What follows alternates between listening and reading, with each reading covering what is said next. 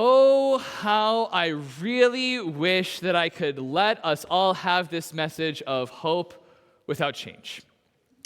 How I really wish that we could just sit in this message of hope. I really do. I really wish we could read the end of Zephaniah without talking about the previous chapters, but I am me, and God is God, and Zephaniah is Zephaniah, and it would be like reading A Christmas Carol by skipping to the final part and concluding that Ebenezer Scrooge was a really good man who made the world a better place by giving his money to charity, treating his workers with respect, and spending time with his family, not knowing that up until then, Scrooge had made his world miserable until he was shown the innocence of his childhood, the horrors he inflicted upon the present world, and the chilling judgment he would face in death. Because the moral of The Christmas Carol, spoiler alert for about a 170-year-old book, I think, was not that rich men just need to change a little bit to make the world better. It is that for the Christmas message to be experienced, there needs to be no more rich men because they give their riches to those who need it. That's why we can't just rest with this otherwise beautiful conclusion to a prophecy. If we derive the message that God's restoration requires only a few small changes to the way that the world is, we will have failed to hear the fullness of God's word. So what does the book of Zephaniah have to say to us? I mean, I want full honesty. How many of you knew that Zephaniah was a book in the Bible before we just read it now?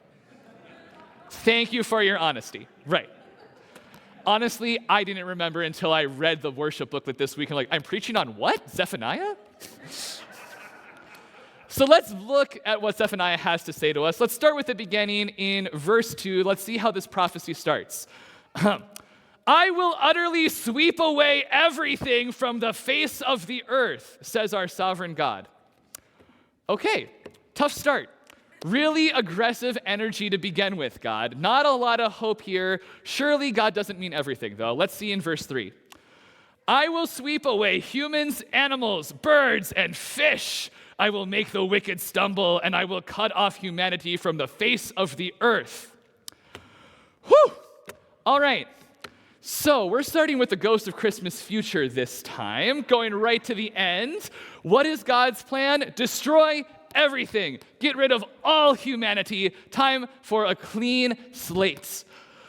To quote our guide, Scrooge, assure me, please, Spirit, that I may yet change these shadows you have shown me by an altered life. So let's look later in the text for some guidance on what we can do to avoid this outcome. Let's try Zephaniah chapter 1, verse 12.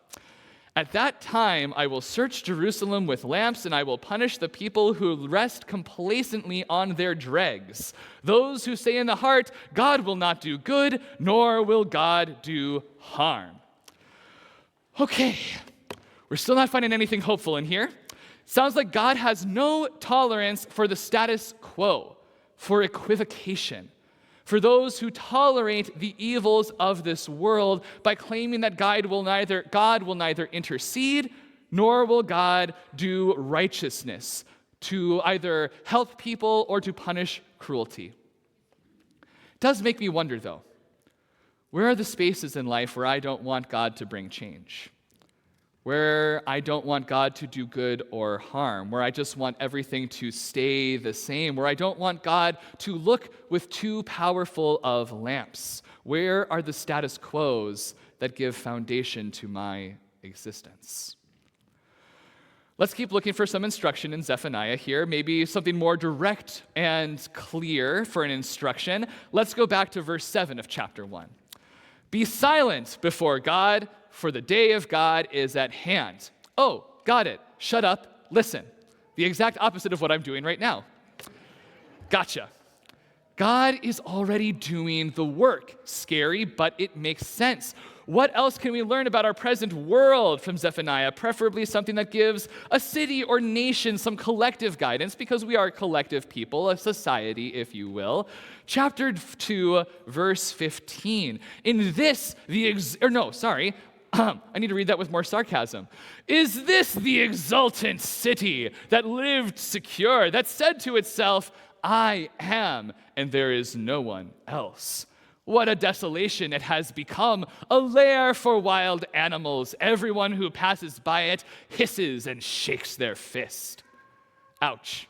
Maybe I added a bit of the extra sarcasm there, but God really just tore down America with these lines. Let's be honest here. The belief that we are all that matters, that no other nation or people are worth our time and attention.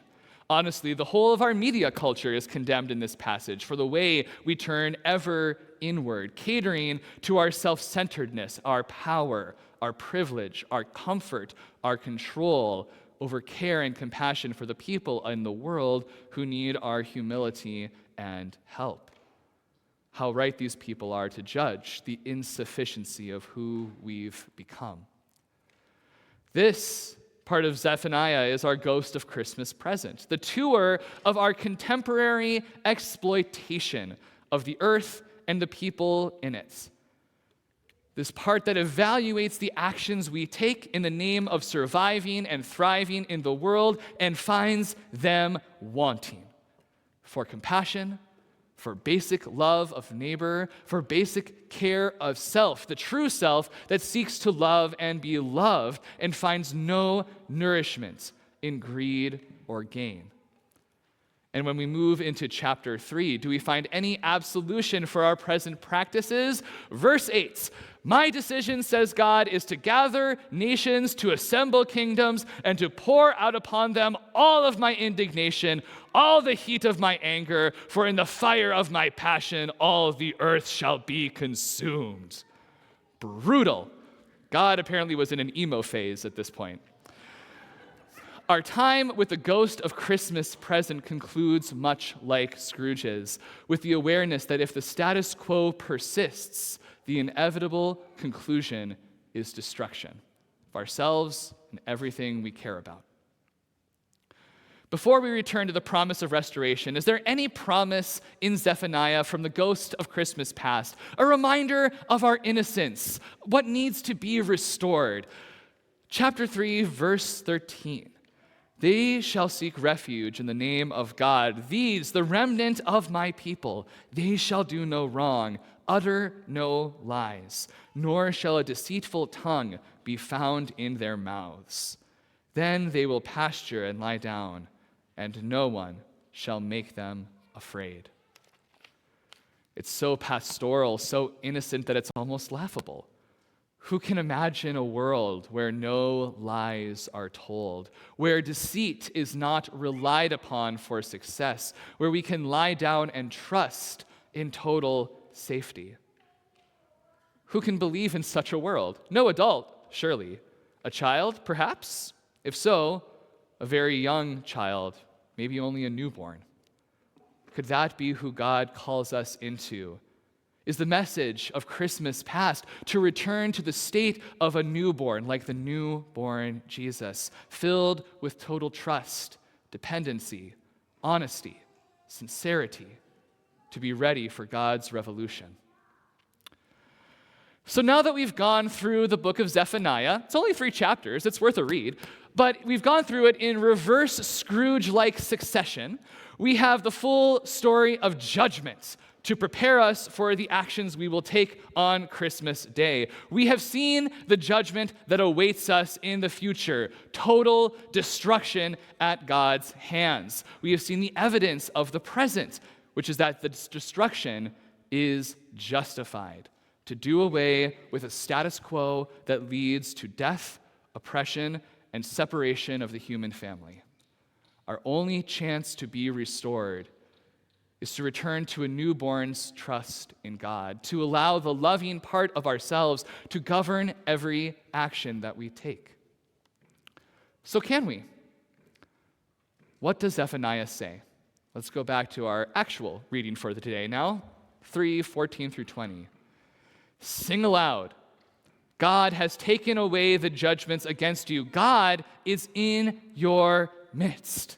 In spite of everything, God has not abandoned us. The judgment God renders is not a judgment of separation, of withholding. Quite the opposite. God's judgment leads God to become one with all creation, to come and live with humanity. The path towards restoration is full and total solidarity.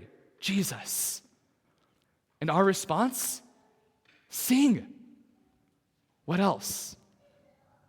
God will renew you in their love. God will deal with all your oppressors. God will save the abandoned. God will gather the outcast, and God will turn their shame into praise. God's plans culminate in a revolution, a festival of love that brings about the destruction of all oppressors and lifts up the abandoned and the oppressed, the disabled, the excluded, the exploited, the queer, the immigrant, the alien, the prisoner, the person dying because insurance companies couldn't care less about human lives. All will be glorified, restored, praised, resurrected in God's new world when God comes to live among us. A full social, spiritual, religious, environmental revolution rewrites the world, and all who are silent before oppression shall be swept away with those oppressors. But all who are silent before God's judgment, who seek no salvation in their works, but only in their trust in God, shall join in being restored into a world where those who have had to make a life out of living in constant fear may never be afraid again. So what will we do come Christmas Day to join in God's restoration? Now that we know the stakes, how may we honor Advent in our heart and keep it all the year round?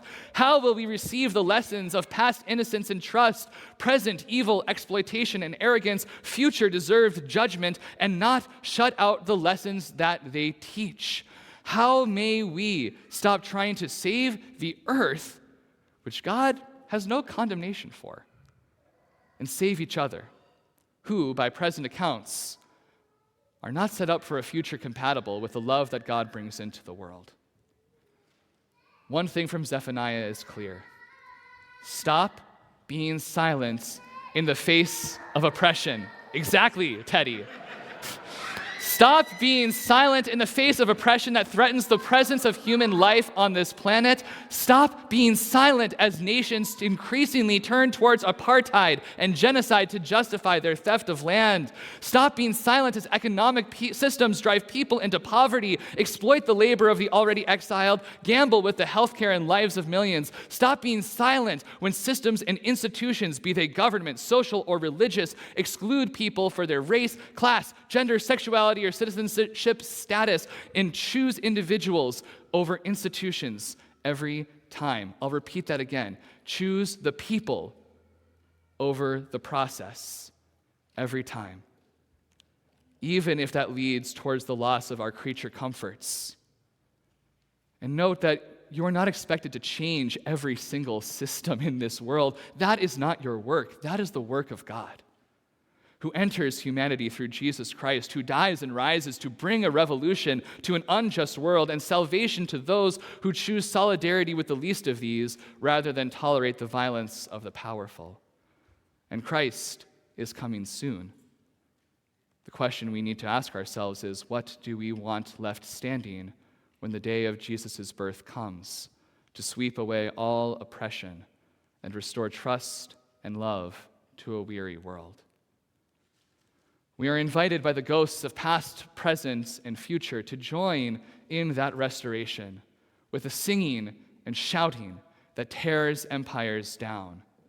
And we are invited to be silent in reverence and trust as God performs every work of restoration and justice.